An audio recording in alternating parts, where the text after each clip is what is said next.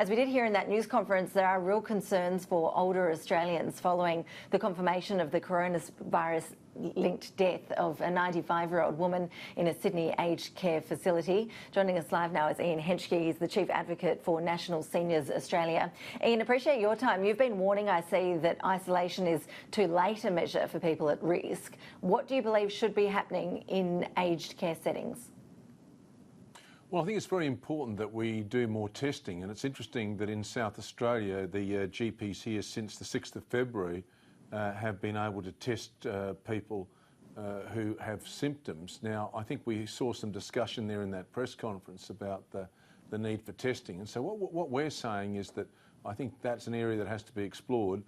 Also, look, we're taking the advice, obviously, of the Commonwealth Health Department, and you would appreciate that each state has its own health department. That's one of the things I think we're a bit concerned about as well. I mean, you saw earlier in your report today that there's a ward that's been set up at the Adelaide Hospital. Then you see there's something slightly different happening in New South Wales.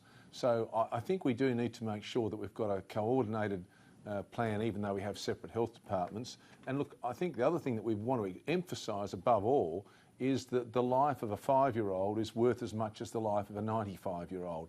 And we want to make sure that that is out there, that the risk should be stopped at the point of contact. I mean, that's what we should be concentrating on at the moment. And look, the other thing, Ian, I think a lot of us are wondering if these aged care providers can actually be trusted to provide the necessary protection when we know from the Royal Commission into the sector that many have failed protecting residents in the past. Well, I think we've got to take people on their best behaviour at this time. I mean, we know that in all the aged care homes at the moment they're stressing things such as hand cleaning, telling relatives who've been overseas or whatever to actually stay away from anyone that's got an illness, to stay away. And look, I was just recently in touch with someone who does a lot of work going to different aged care homes, and they said that, look, the measures are up there, they're there, so we've just got to ensure that they are being adhered to.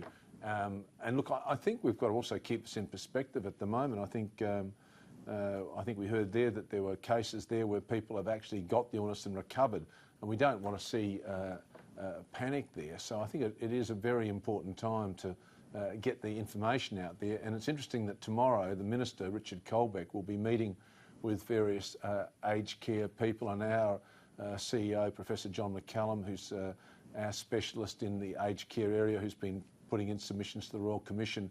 Hopefully he'll be meeting in Canberra and we'll be able to have more information. But I think it's really important that people recognise at the moment that we have got a situation that's not out of control. I mean, there's no need, you see all this panic buying. I mean, it's all a bit bizarre. I think that there's a sort of element of panic in the supermarkets, but I think that's probably just something that people shouldn't go to that level. Well, panic on the economic front as well. We know the Treasurer, Josh Frydenberg, is working on a stimulus package. Yesterday, he suggested the deeming rate could be changed. That's one of the options that Treasury is looking at very closely. I know that's something that you've been pushing for a while now. Just how significant would that move be for pensioners in particular? Well, it's not just pensioners, it's people that receive all sorts of allowances through the federal government system. We know that when we've checked this out before, we're talking about 600,000 people that are affected by this, and on average it's about $1,000 in the last adjustment that was made, because the Treasurer said we made an adjustment last year and it cost the budget $600 million.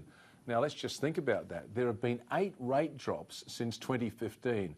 I'll say that again, 8 consecutive rate drops since 2015, and we've only seen one of those passed on at the upper deeming rate.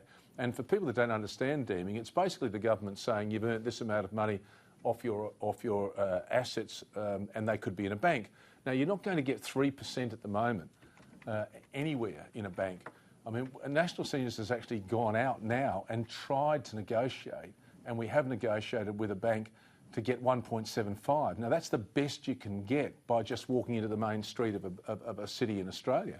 I mean, so if you're deeming that someone's earning 3% and then you take away that income from their pension, you're really harming them economically. And we were just saying before about health. I mean, health and wealth are the two big concerns of seniors. And if this government wanted to stimulate the economy, they could look no further than actually adjusting the deeming rate, because suddenly there would be money that would be available to those people and they would go out and spend it. And those people on New Start get affected by deeming as well, so they would go out and spend it.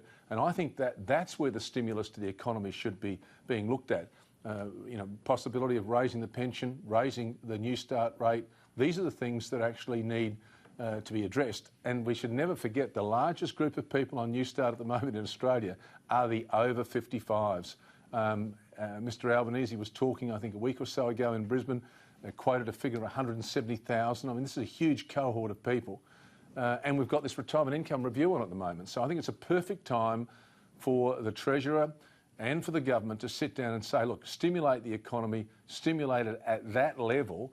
That's where you're going to get the most bang for your buck, because those people will go out and spend that money if they're given a little bit more. And that's our message at the moment. And also the other one is take it away from politicians, because the fact that they've sat on this interest rate drop of 8 different drops since 2015, and they've only passed one on at the upper deeming rate, shows that they can't be trusted with this, and it should be taken away and given to an independent body, perhaps the Reserve Bank, perhaps an independent authority that looks at pensions. We've been saying that since 2016 when we put this report out, the adequacy of the age pension.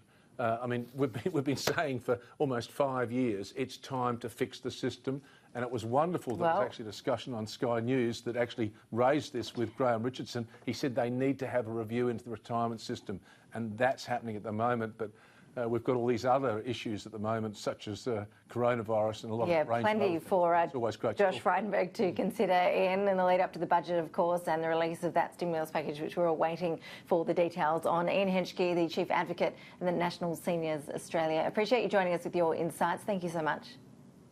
Oh, thank you so much, Ashley. It's good to be back seeing you on air again too. Thank you.